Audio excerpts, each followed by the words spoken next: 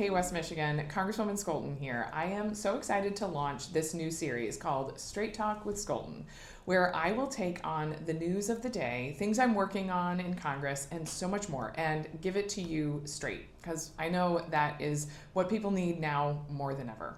This week marked President Trump's 100th day in office. In his first 100 days, Trump has failed to uphold his promises to improve the lives of working people, including the #1 demand of the American people to lower prices, make life more affordable. Trump ran on a promise of improving the economy and then turned right around and crashed it. And that's just in the first 100 days. With the cost of living soaring, Trump did absolutely nothing to help alleviate some of the stress folks are feeling to stretch their paycheck. Instead, his trade war on the American people will cost an average of $4,000 or more to the average American family in 2025 alone. Listen, I stand on fiscal responsibility.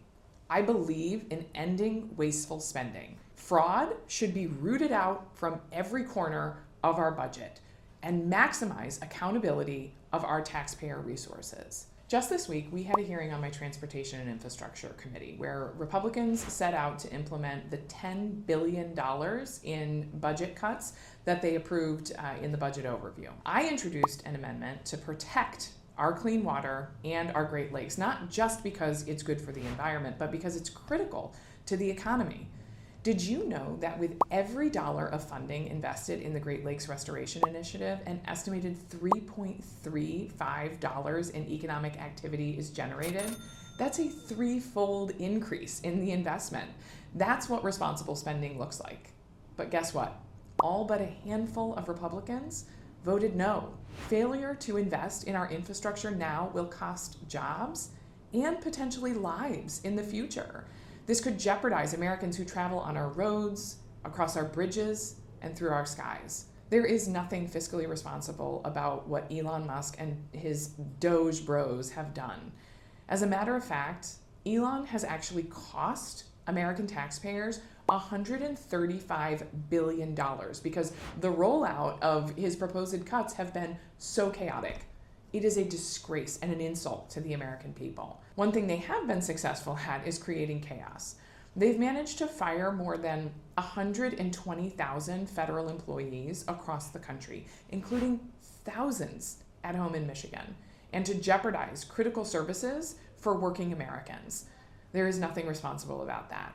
I have heard from countless West Michiganders who have either lost their jobs, lost funding for their life-saving work, or they fear that a funding cut would negatively impact their livelihood. Many people are afraid. One of the targets for Doge's slash and burn approach to cutting funding is Medicaid. Elon Musk has said repeatedly it has to go. This is a service that more than 2.6 million Michiganders count on. It includes kids, people with disabilities, low-income individuals, families, and pregnant women.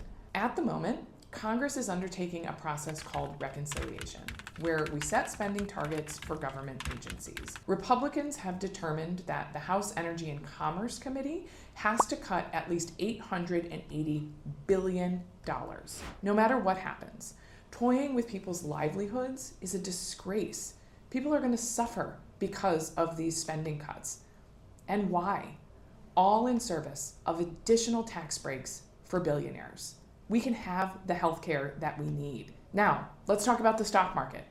Most US stock indexes ended this month in the red, down significant percentages from before Trump took office. The condition of the stock market isn't relevant just for wealthy companies on Wall Street. It matters for everyday Americans and the retirement funds that they work their entire lives to build up so that they can enjoy their golden years in retirement. Losing billions of dollars in value means that maybe your neighbor who was planning on retiring next year to enjoy their time with their grandkids isn't able to do that because now they have to work extra years to recover their hard-earned investment. It means that maybe your own parents who were planning on retiring in a comfortable senior living facility are going to have to move back in with you. I am disheartened for so many West Michiganders and every American who has been suffering since Trump took office.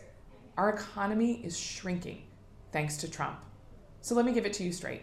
I am not giving up on you all. Rather, I'm doubling down on my efforts to push back against this administration. It's not enough just to criticize Trump. We have to come up with solutions. At a time when DOGE is pulling funding, delaying critical projects, and hurting American workers, I fought back and won. When the Grand Rapids Airport reached out to my office about DOGE holding up $16 million in congressionally appropriated funding for TSA's ongoing construction project, that would have affected more than 50 jobs in our area, I stepped in. And I got this money secured to protect jobs and security at our airport and to prove that West Michigan won't be sidelined by Elon Musk's chaos. I'm here in Washington, working hard to push back on these disastrous economic measures and remind my Republican colleagues that they work for their constituents, not some wannabe king. This is the United States of America. I find great purpose in the conversations that I'm able to have with folks back home. I want to thank so many of you who have been coming out to my town halls. I can't do this work without hearing from you. I hope you will continue to reach out to my office when you need assistance or you have ideas about what we can be doing better here in Washington. We are in this together. I'm working for you every single day, West Michigan, and it is the honor of my lifetime. Stay tuned here and across my channels to see what I'm up to in the coming days and weeks, and I'll talk to you soon. Take care.